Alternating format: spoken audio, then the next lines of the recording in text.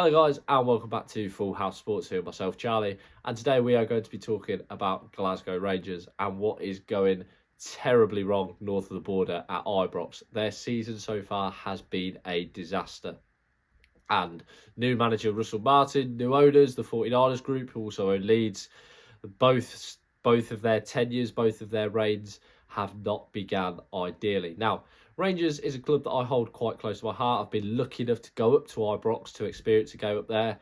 It's been fantastic. It's a fantastic atmosphere, a massive club. I don't exaggerate when I say that. And I've always got on well with Rangers fans as well, wherever I've been. And things are not going well. They're going awful. Thrashed in the Champions League qualifiers by Club Bruges, where it felt like they were levels and levels below Bruges.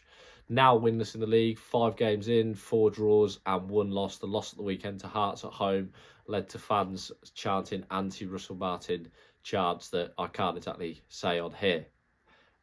Where do you begin? Where have things gone wrong? Well, in my opinion, and I think it's an obvious one, things went wrong at the start with the managerial appointment.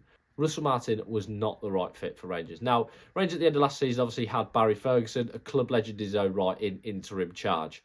Was he a perfect fit to be permanent? Probably not. Results under him were not great, although there was the Old Firm win at Ibrox, but there was a sort of feeling that it was a stopgap.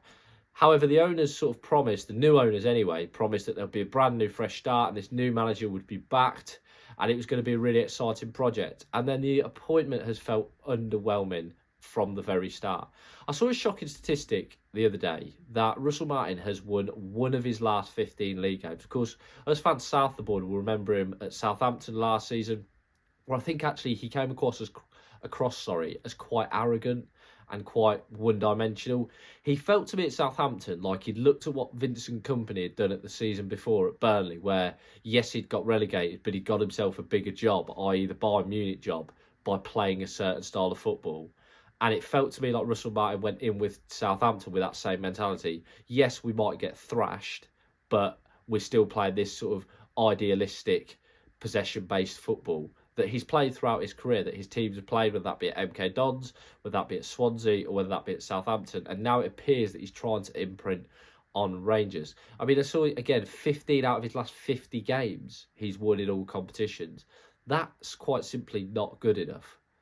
And that is not really the standard of manager that Rangers need. Certainly to close the gap at Celtic, who've got, in my opinion, a very good manager in Brendan Rodgers. I think it's quite the indication of where Celtic feel Rangers are, that they've done nothing in the transfer window, or nothing really of note, because they've sort of looked and gone, why do we need to keep spending? Because we haven't got anyone to compete on the domestic front with us. Russell Martin, like I say, he went into the Rangers job. I think he's gone in with the thoughts of, well, I might look good playing this style of football. There's no substance to it. There's no success to it. I know he got Southampton promoted through the playoffs, but like I said, they went up to the Premier League. They were thrashed. Teams figured him out quite quickly, and he was too arrogant to change. He argued his case that he wasn't going to change his style of football, and he lost his job. And then he's now come into Rangers. The new owners have given him the financial freedom to bring in players that he wanted. He's got rid of a lot of the old squad, and he's got rid of, obviously, Cyril Dessers. It looks like he's fell out with Nico Raskin, which is absolutely crazy. When you look at where, for all the negatives around Rangers these last few seasons, one of the positives has been Nico Raskin. The fact that he is now a fully fledged Belgium international is massive for the club because it gives him a massive sell-on value. He's not going to be able to be sold on for that amount if he's left rotting in the stands. He's going to go for peanuts and probably go somewhere else and prove what he is really worth. It just baffles me. And the fact that the board have come out today and backed him, whether that's because they're going, well, we've spent this much money on him, we need to stay with him, we need to stick with him, I don't know.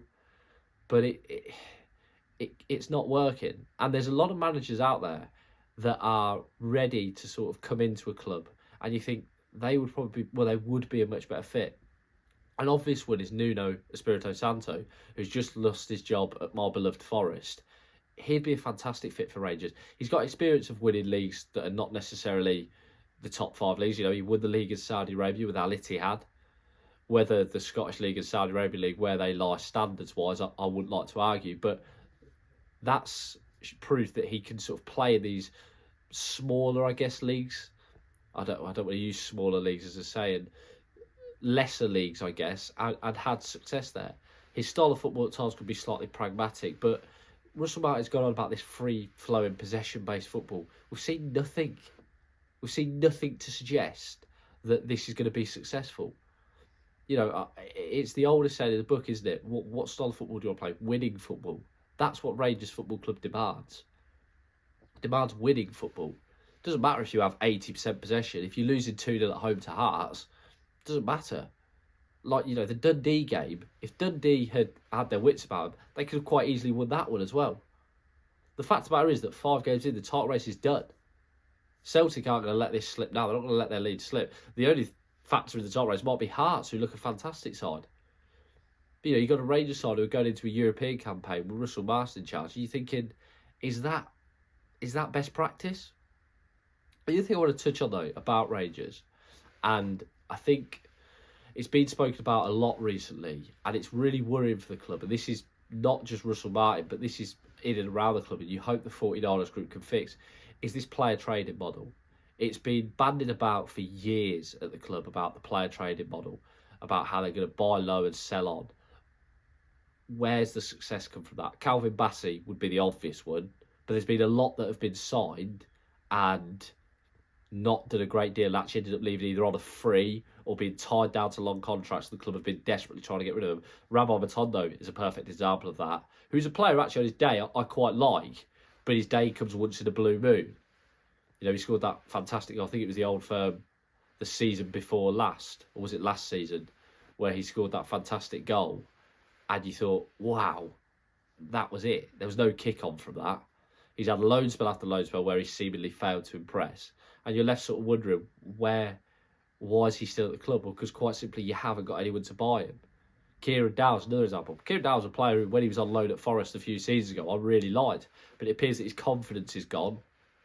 And now he's, again, in a contract with Rangers, and Rangers haven't got anyone or can't find anyone who wants to buy him, sorry.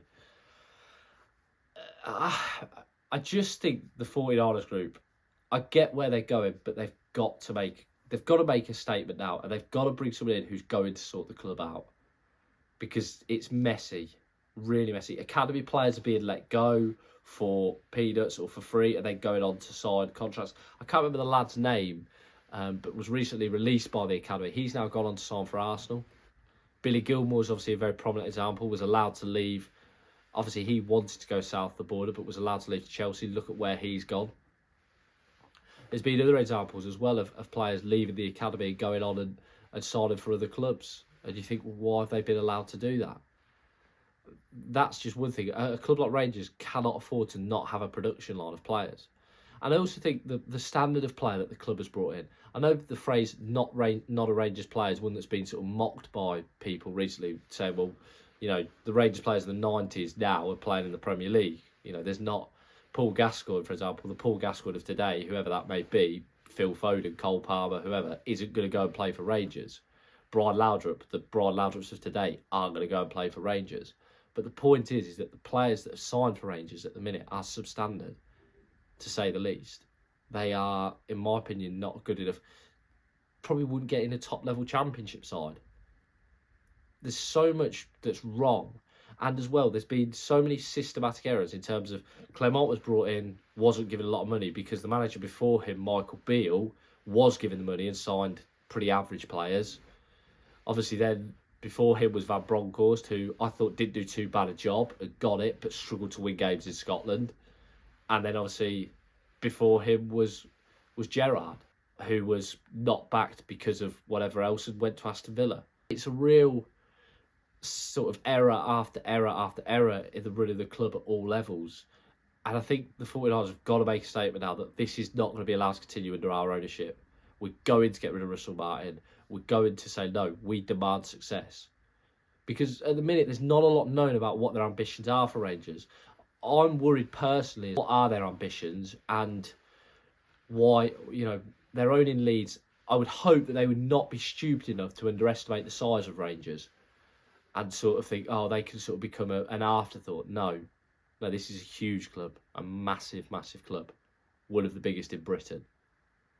Bar I don't know, 4 teams maybe in England, and them and Celtic are bigger than the rest. Fact. You can't just have it as a side thing, a play thing. You've got to make decisions, or the fans will speak with their mouths, with their feet, and with their pockets. So you've got to show that we're not going to be like the old regime. I mean, he took the players, Russell Martin, he took the players wild water swimming. Forget wild water swimming. They've got to know how to kick the ball in the net. Doing breaststroke in Loch Lomond is the least of their worries. The fact of the matter is that they're not putting the ball in the net.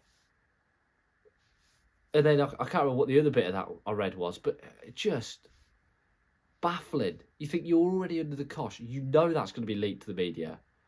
Really? Is that best practice? But I don't know. Let us know what you guys think. Who do you think should be the next Rangers manager? Like I say, I think Nuno would be a good fit. Mourinho, I can't see that happening realistically. There's other managers out there, young managers, who would jump at the chance to manage Rangers. You need to back them if they're going to come in. They're going to want guarantees, and that's the problem that the 49ers group have got. But let's know what you guys think. What's going on at Rangers? Who should be the next manager? I mean, I say that they've not sacked Russell Martin yet, but if so, who could be the next manager?